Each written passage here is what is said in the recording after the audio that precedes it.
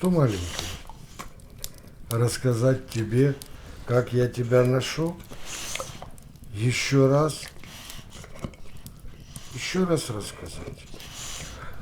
Ой, было это лет 7 назад.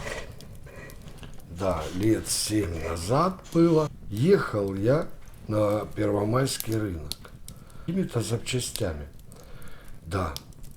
Когда смотрю, а там манеж такой.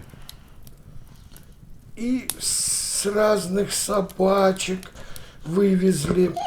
Да, там были твои сестрички, братики были.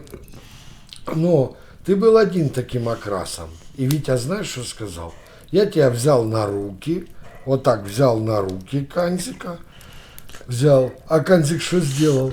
Лизнул, правильно. И я поехал за деньгами. Когда приехал сюда в редакцию, я уже думал не брать тебя. Думаю, это хлопоты, ну зачем оно надо. Приехал, смотрю,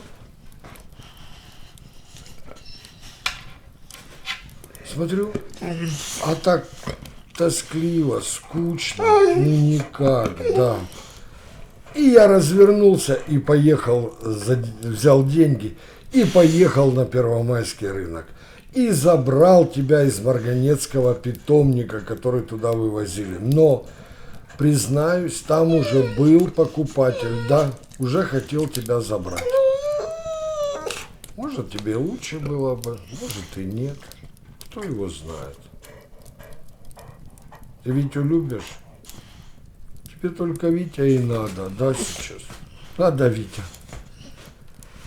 Ой, Канзик ты, Канзик, дай лапку. Вот умничка.